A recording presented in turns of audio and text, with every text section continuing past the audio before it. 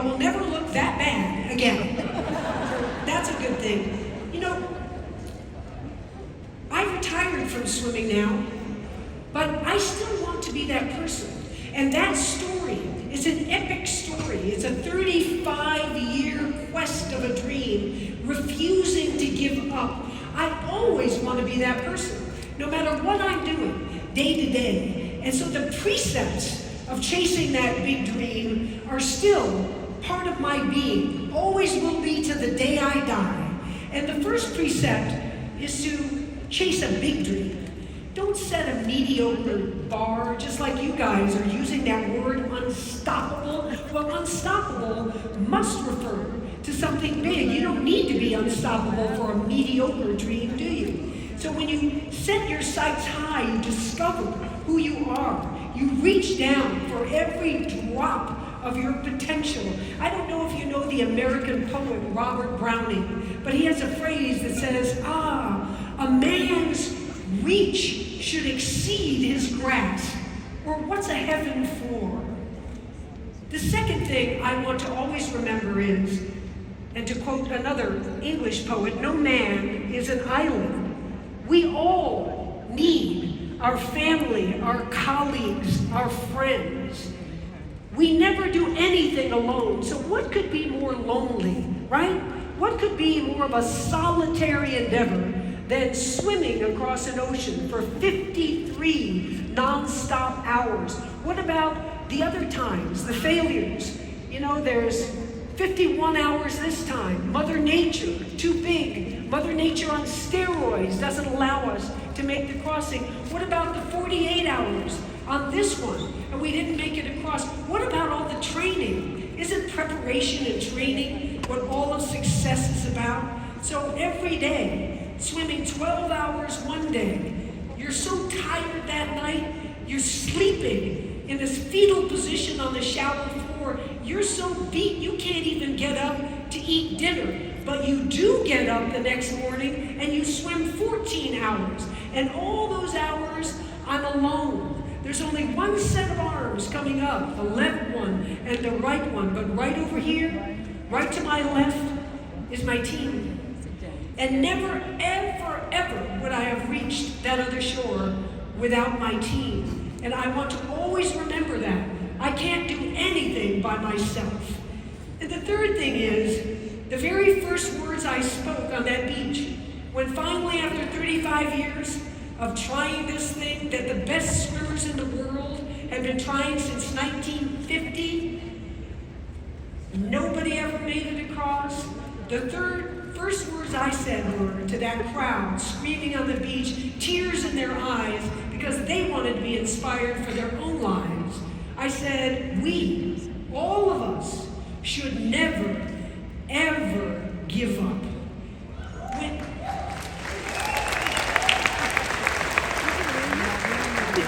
When you read about the successful people in life, whether they're doctors or engineers or astronauts or athletes, musicians, they will tell you that, of course, you need talent, you need abilities, you need skills. Of course, you need that team, you know, that's in it with you. Of course, you need a little bit of good luck. You need some timing so that your event and your endeavors are going to come in conjunction with what's happening in the world. But more than anything, success is based on a refusal to quit, to be unstoppable. Yeah. Before, I want to get started with sort of my whole life story. Yeah, you're going to have to sit there and listen to my whole life story. But first, I'm going to ask you a favor, because how often does it happen that your birthday arrives on the day when you're standing in front of 6,000 wonderful, successful people?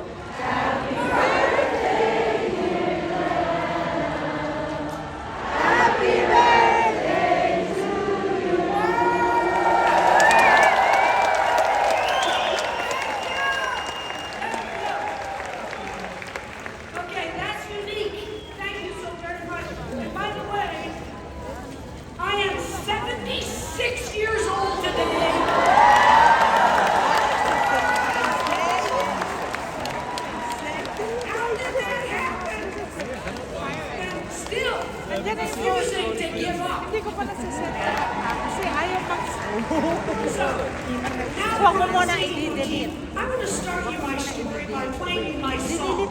And you'll understand, I think all around the world, people know what this song means. ¿Mande? A detenerme. Kaya wag ka muna magdedeli.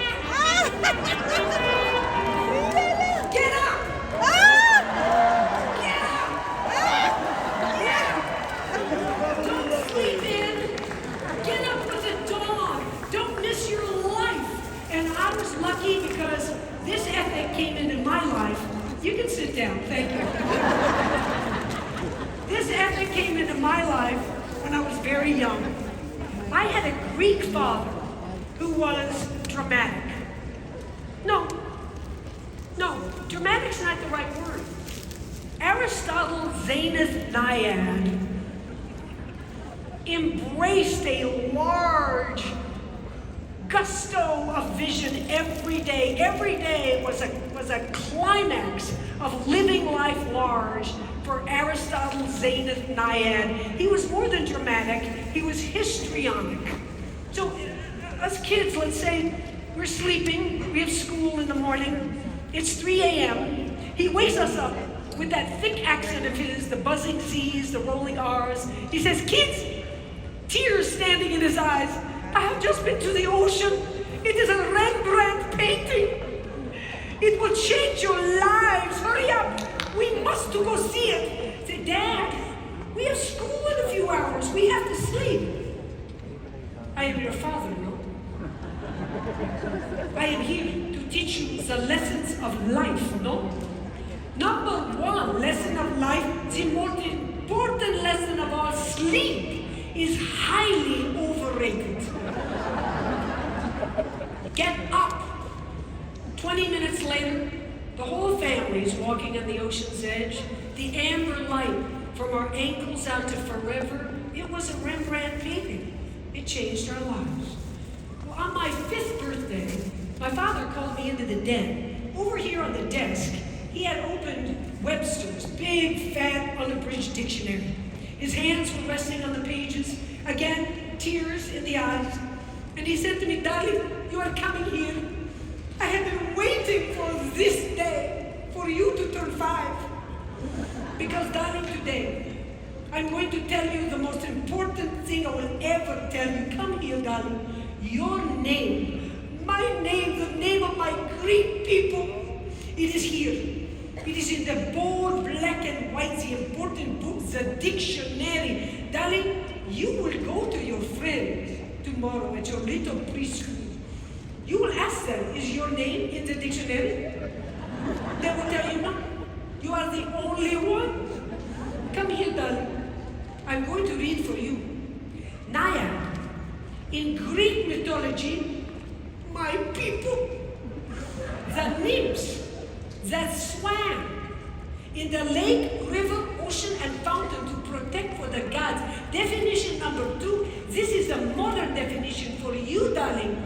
Nyad, girl or woman, champion, swimmer. Oh my God, this is your destiny, darling.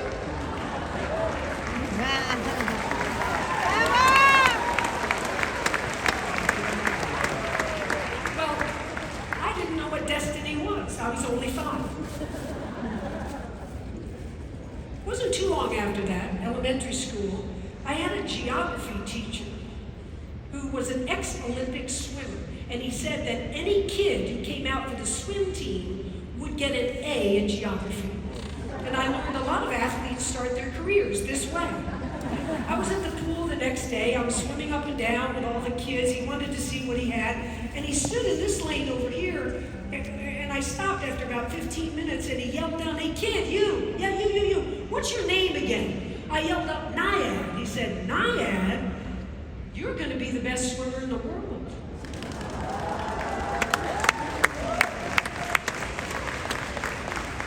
If you want to work that hard. Well, it turns out I did want to work that hard. I started getting up at 4:30 in the morning, every morning, 365 days a year. I started doing 1,000 sit-ups every night, elbow to knee, every one. And at age 9, I was the best swimmer of my age group in the state of Florida. And at age 9, the Cuban Revolution broke. Overnight, in 24 hours, in my town, Fort Lauderdale, Florida, thousands of Cubans flooded in, and all of a sudden, we're eating Cuban food, we're dancing to salsa in their living rooms, we're flying the Cuban flag. We had a mystique about this suddenly forbidden island right off our coast. And at the age of 9, I stood on the beach there with my mother, who was French, and spoke in a thicker accent than my father. So as you understand, my childhood at home was very entertaining. And I said to Mom, I know Cuba's out there somewhere, but I can't see it. I thought it was so close. Where is it? She said, well, it's just this way. No, it's more this way. It's just across the horizon here. As a matter of fact, it's so close. You little swimmer, you could almost swim there. I said, what? Swim there? But I'll tell you, that phrase, that day, age 9, got lodged in the back of my imagination.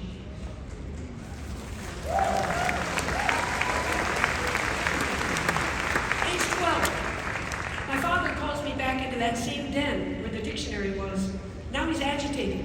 He's walking around with his hands behind his back. The veins are sticking up in his neck. I said, Dad, what is wrong with you? What is wrong with me?